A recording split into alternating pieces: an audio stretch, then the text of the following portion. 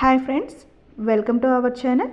అమ్మమ్మల కాలం నాటి సాంప్రదాయకమైన వంట కంది పచ్చడిని ఏ విధంగా తయారు చేసుకోవాలో ఈ వీడియోలో చూసేద్దాం. దీనికోసం ముందుగా స్టవ్ మీద ప్యాన్లోకి 1 టీ గ్లాస్ కందిపప్పుని తీసుకొని మనం దీన్ని డ్రై రోస్ట్ అనేది చేసుకోవాలి.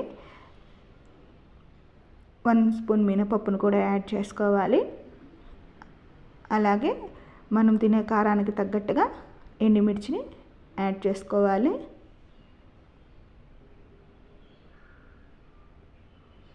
ఒక 1 స్పూన్ జీలకర్ర కూడా వేసుకుందామండి. స్టవ్ని సిమ్లోనే పెట్టి మనం ఈ కందిపప్పు అనేది బాగా వేగేలాగా ఫ్రై చేసుకోవాలి.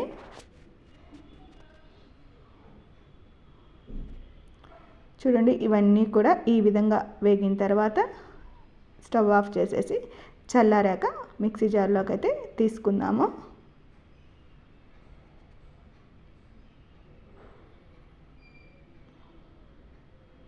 ఇప్పుడు దీనిలోకి 3 వెల్లుల్లి రెబ్బలు, టేస్ట్కి తగ్గట్టుగా సాల్ట్ వేసేసుకొని ఒకసారి మిక్సీ పట్టుకుంటే ఇలా రెడీ చేసుకుంటే కందిపొడి అనేది రెడీ అవుతుంది అండి. ఇప్పుడు మనం కంది పచ్చడి రెడీ చేసుకోవాలి కాబట్టి నానబెట్టిన చింతపండుని కూడా వేసేసుకొని ఇలా మిక్సీ పట్టుకోవాలి. మరీ లూజ్గా ఉండకూడదండి, ఇది కొంచెం ముద్దలాగే ఉండాలి కంది పచ్చడి అనేది. చూడండి, ఈ వీడియోలో చూపించిన విధంగా ఉంటే సరిపోతుంది. దీన్ని ఒక బౌల్లోకి అయితే తీసేసుకొని ఇప్పుడు దీనికి పోపు అనేది రెడీ చేసుకుందాం.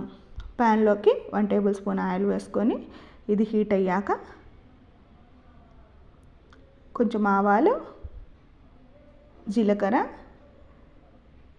మినప్పప్పును వేసుకోవాలి.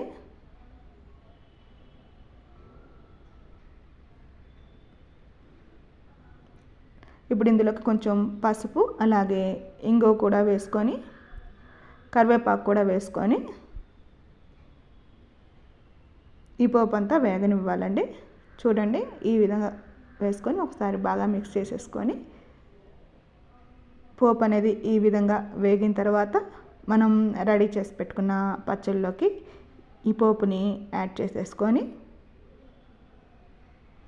ఒకసారి బాగా మిక్స్ చేసేసుకుంటే ఎంతో రుచిగా ఉండే కంది పచ్చడి అనేది చాలా సింపుల్గా రెడీ అయిపోతుందండి.